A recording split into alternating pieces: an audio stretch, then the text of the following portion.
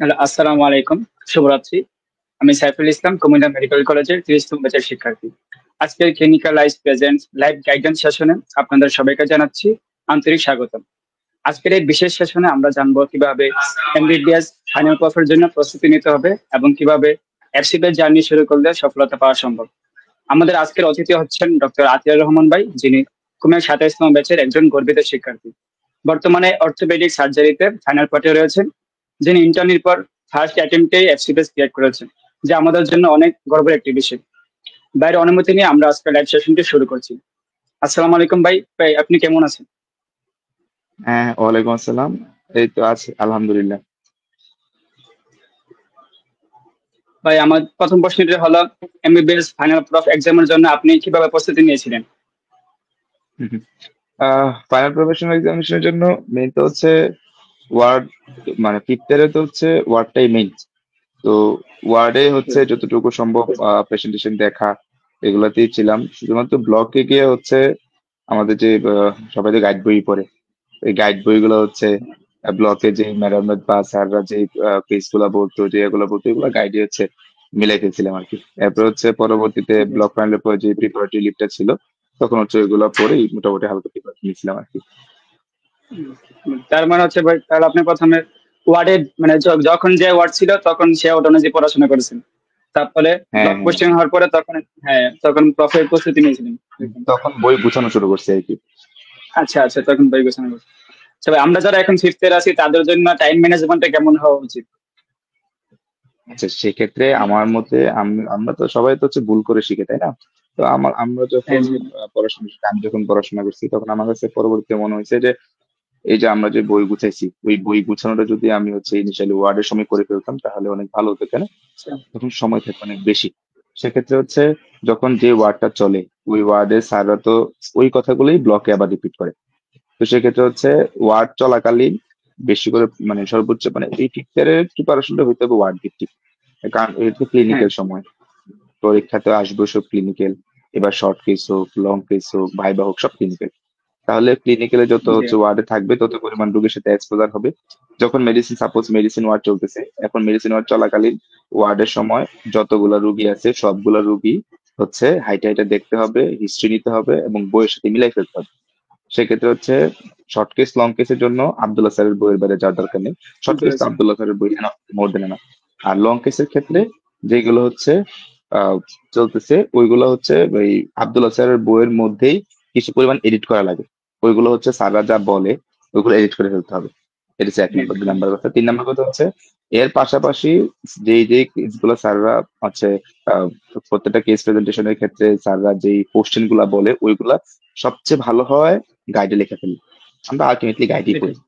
হয় গাইডে লিখে ফেলতে হবে, আর না হয় শুনতে হবে। এখন মাঝখানটা যদি নোটে লিখে, তো নোটটা আর পড়া হয় না, কারণ পরীক্ষার সময় সবাই গাইড পড়েন, বেশি হ্যাঁ। পড়াশোনা করে। সেক্ষেত্রে ওয়ার্ডের সময় যদি গাইডটা ম্যানেজ করে ফেলা যায়, তাহলে পরবর্তীতে ব্লকের সময় আর কষ্ট হয় না, ব্লকের সময় একবার রিভিশন হয়ে যায়। এটা হচ্ছে আমাদের একটা ভুল ছিল, যেটা আমরা চাই না যে তোরা এই ভুলটা কর, আবার ফিফথ ইয়ারে কোনো টেস্টটা করো। আর দুই নাম্বার কথা ইয়া হচ্ছে, যদি মানে অনেক সময় দেখা গেছে সামনের বেঞ্চে বসছে বা ওয়ার্ডের সামনে দাঁড়া গেছে, সে তার গাইডে লিখতে পারবে না। তো সে শুনবে, শুনলে কি লাভ হয়? ওই ভাইভাতে যখন স্যাররা প্রশ্ন করে, তখন ওই যে সাবকনসিয়াস মাইন্ডে সেই কথাগুলো যে শুনছে, ওইগুলো থেকে হুটহাট প্রশ্ন হুম, উত্তর বেরিয়ে যাবে। হ্যাঁ, ওই আমাদের পিঙ্কি ম্যাডাম হচ্ছে ক্লাসে বলতো আর কি, যদি কেউ পড়াশোনা না পারতো, তখন ম্যাডাম বলতো যে হ্যাঁ, পড়া তো আছেই, পড়াইছি তো, জি ম্যাডাম পড়াইছি। তো এটা কই আছে? হয় খাতায় আছে, না হয় মাথায় আছে, তাই তো? জি ম্যাডাম। বুঝতে এখন তো পেরেছি। মাথায় নেই, আছে কই? খাতায় আছে। তো খাতাই থাকে, হাতে খাতা আছে। তার মাথায় আসে না। তো হয় ওই গাইডে লিখে ফেলতে হবে, তাইলে হচ্ছে বারবার মাথায় আসবে, আর না হয় শুধু মাথায় শুনতে হবে, মাঝখানে নোট করা যাবে না আচ্ছা। আর কি। তো এগুলা করে ওয়ার্ড চলাকালীন সারাদিন ওয়ার্ডে থাকতে হবে, আর হচ্ছে ওয়ার্ডের কেস দেখে দেখে হচ্ছে এটাকে মডিফাই করে ফেলতে হবে, তাহলে আর পড়াশোনা করা লাগবে না। এটাই অনেক কাজে লাগবে। তার মনে হচ্ছে ভাই আমাদের বইটা গুছিয়ে নিতে হবে পরীক্ষার আগে, যাতে পরীক্ষার আগে চাপ না থাকে। হ্যাঁ, হুম, এক্স্যাক্টলি। জি। তাহলে ব্লকের সময় আর কষ্ট হবে আহ, না, কারণ অনেক সময় তো এই সময় করে ফেলে যাবে। হুম, জি ভাই। ভাই এই আর অনেকে কি। হচ্ছে ভাই এফসিপিএস নিয়ে অনেক কনফিউজ থাকে, মানে কখন শুরু করব, কিভাবে শুরু করব। আপনি কিভাবে শুরু করেছিলেন? আচ্ছা, এক একজনের দৃষ্টিভঙ্গি এক এক রকম, সবাই তার একভাবে ভাবে না। তো আমরা যেটা দেখা গেছে, সবাই আসলে কোন দিকে যাবে সেটা ইনিশিয়ালি, যেমন আমার প্ল্যান ছিল মেডিসিনে যাব, মেডিসিনের প্রিপারেশন নিয়ে পরে আমি সার্জারিতে চলে আসছি। তো সেক্ষেত্রে আমার ক্ষেত্রে যেটা বলি, সেটা হচ্ছে এমবিবিএস লাইফে ওইরকম ক্যারিয়ার সেট না করাই ভালো। এখন বলতে পারছি কেন, আমি কেন ক্যারিয়ার সেট করবো না?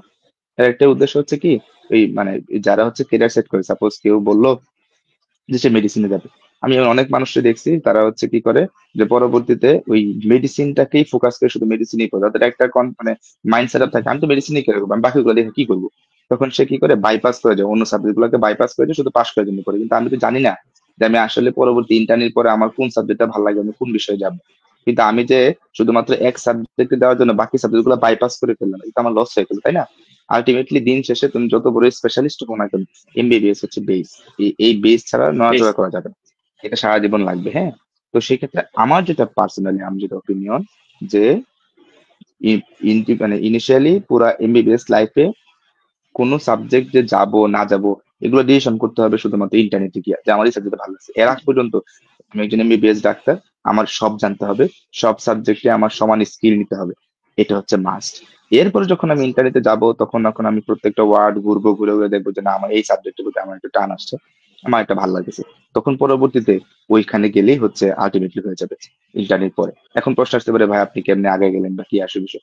ব্যাপারটা এরকম না। ওই যে যখন তুমি ফোর্থ ইয়ারে থাকবা, যখন থার্ড ইয়ারে থাকবা, যখন ফিফথ ইয়ারে থাকবে, তখন যখন সব বিষয়ের প্রতি তোমার একটা ভালো ধারণা থাকবে, ফর এক্সপিরিয়েন্স, ক্লিনিক্যাল নলেজের জন্য, ওইটা এমনি পরবর্তীতে হচ্ছে বাই প্রোডাক্ট হিসেবে যে কোনো সাবজেক্টের চান্সে চলে আসবে। বাই প্রোডাক্ট, এটার জন্য আলাদা দৌড়াদৌড়ি করা লাগবে না, দৌড়াদৌড়ি করতে হবে পুরো এমবিবিএস লাইফের নলেজের জন্য। এটা হচ্ছে কথা সোজা হিসেবে।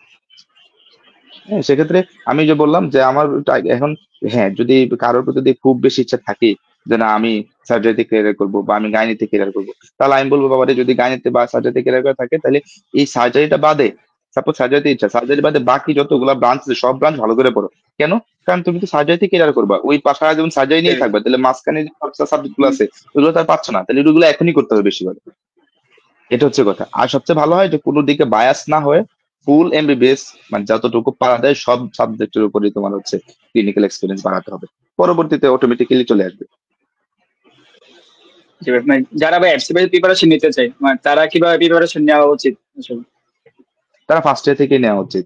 কারণ এফসিপিএস যদি কেউ দিতে চায়, তার সাবজেক্ট গুলা কি, আমি তো সার্জারিতে দিছি, তো সার্জারিতে সাবজেক্ট গুলা কি ছিল, যেমন অ্যানাটমি, ফিজিওলজি, বায়োকেমিস্ট্রি, তারপর ছিল হচ্ছে থার্ড ইয়ারে যেমন হচ্ছে, বা ফোর্থ ইয়ারে এখন, এখন তো থার্ড ইয়ার যে মাইক্রোবায়োলজি, ফোর্থ ইয়ারের ক্ষেত্রে লাগে প্যাথোলজি, ফার্মাকোলজি, এগুলোই লাগে, সিরিয়াসলি এগুলোই লাগে। এখন এগুলো কখন পড়ায়? এগুলো যখন first year, second year, third year ওই সময় পড়ায়। ওই সময় যদি বেসিক গুলা ক্লিয়ার করা যায়, যে কোনো পরীক্ষা, শুধু এফসিপিএস না, এমএস, রেসিডেন্সি, বা হচ্ছে এফআরসিএস, যেগুলো হচ্ছে এমআরসিএস, এমআরসিপি, সবগুলো কাভার হয়ে যাবে, আসবে তো এগুলো থেকেই। তাহলে শুধুমাত্র যে কেউ যদি ভাবে যে আমি ওই পড়ার ইয়ার পরে হচ্ছে প্রিপারেশন নিব, এটা ভুল। ওই যে জন্যই বললাম, যেই সাবজেক্টে থাকবে, যেই লেভেলে থাকবে, ওই লেভেলটি ভালো করে পড়াশোনা করবে, ওইটাই দেখবো পরবর্তীতে একটা সাকসেসটা বাই প্রোডাক্ট হিসেবে চলে আসবে। জি ভাই, ভাই সাবজেক্ট চয়েসটা কিভাবে করা উচিত এবং আপনি কেন অর্থোপেডিক সাবজেক্ট বেছে নিলেন? এটা এক একজনের এক এক রকম ইয়া। তো আমার কাছে আসলে সাবজেক্ট পড়াটা মনে হচ্ছে যে, ইনিশিয়ালি তো মেডিসিন খুব ইচ্ছা ছিল, পরে ইন্টারনেটে গিয়ে আর মেডিসিনটা এতটা ভালো লাগে নাই। আর আমার ওই যে আমার একজন স্যারের কথা মনে পড়তো, স্যার বলতো আর কি, আমি আমার উসমান ফারুকী স্যার রে একবার প্রশ্ন করছিলাম আর কি, স্যার স্যার। সার্জারিতে কেন আসলেন? তো স্যার আমাকে বললো যে স্যার ইন্টারনেট পরে স্যারের কাছে মনে হয়েছে যে এত বই মিলে এত পড়াশোনা স্যার দেওয়া সম্ভব না, স্যার হচ্ছে কামলা, স্যার কাম করবে। তা আমার এই জিনিসটা মাথায় খালি ঘুরছে, দূর আমার এত পড়াশোনা সম্ভব না, আমি হবো কামলা, সারা জীবন কাম করে দেবো, এই ভালো। এই হচ্ছে আমার সাবজেক্ট ইচ্ছা। জি ভাই। ভাই অনেকে তবে আসলে এক একজন এক এক পড়তে রকম। পড়তে অনেক আচ্ছা ঠিক আছে। ভাই অনেকে আসলে পড়তে পড়তে অনেক হতাশ হয়ে পড়ে, আত্মবিশ্বাস হারিয়ে ফেলে, মানে আপনি কিভাবে মানসিকভাবে স্টেবল থাকেন? ওই যে ফেইলিয়ার, যত ফেল করি তত হচ্ছে মানে ইচ্ছা লাগে। যেমন হচ্ছে একটা রুগী দেখতে গেলাম, একটা রুগী ডায়াগনোস ভুল হয়ে গেল, মাথাটা নষ্ট হয়ে যায়, আরে ডায়াগনোসটা ভুল হয়ে গেল, আবার এর জন্য পড়তে থাকি। কোনো একটা ট্রিটমেন্ট দিতে ভুলে গেলাম, ট্রিটমেন্টটা একটা সাইড এফেক্ট হয়ে গেল, আবার পড়তে থাকি। এই ফেইলিয়ার থেকেই আসে, যে আমার তা একটু জানতে হবে। ভাই যারা আসলে একাডেমিক বেসিক দুর্বল, যে first year, second year, third year ভালো করে পড়াশোনা করে নাই, মানে তারা কিভাবে ফাইনাল প্রফে ভালো করতে পারে এবং এফসিপিএস ভালো করতে পারে বলে আপনি মনে করেন? আচ্ছা, ফাইনাল প্রপার এফসিপিএস দুইটা আলাদা। ফাইনাল প্রো পাস করার জন্য হচ্ছে, আমি যেটা বললাম, যে টেকনিক, কারণ ফাইনাল প্রোতে হচ্ছে মেইনলি ক্লিনিক্যাল আইটাই দেখা হয়, যে সে ক্লিনিক্যাল কেস গুলো কতটুকু দেখছে, ক্লিনিক্যাল এক্সপোজার কতটুকু আছে, সে রুগী দেখছে কিনা, সব মানে রিটেন বলো আর হচ্ছে আহ viva, short case, long case, এগুলোই দেখা হয়। তো সেক্ষেত্রে ওই মানে একাডেমিক যে প্রিভিয়াস যে আমার বেস যেমন আছে ওইটা তেমন ইফেক্ট পড়ে না। শুধুমাত্র নিয়মিত ওয়ার্ড যাইতে হবে, স্যাররা যেগুলা পড়ে এগুলা পড়তে হবে, ওই যেভাবে বলছে বইটা গুছাই ফেলতে হবে, অটোমেটিক্যালি পাস চলে আসবে। কিন্তু এফসিপিএস করতে গেলে আবার ওই যেহেতু বেসিক লাইনে আমার আমার আবার হচ্ছে এগুলো আবার নতুন করে শুরু করতে হবে। যে আগে পড়ছে first year, second year, third year, fourth ইয়ারে যে ভালো করে পড়াশোনা করছে, তার এইখানে পরবর্তীতে এসে অত ভালো করে পড়া লাগবে না, কিন্তু যে ওইখানে ফাঁকিবাজি করছে তার আবার নতুন করে এটা করতে হবে আর কি। আর কিন্তু সবারই শিখা লাগে, সবারই সেম জিনিস পড়া লাগে, কেউ আগে পড়ে কেউ পরে পড়বে।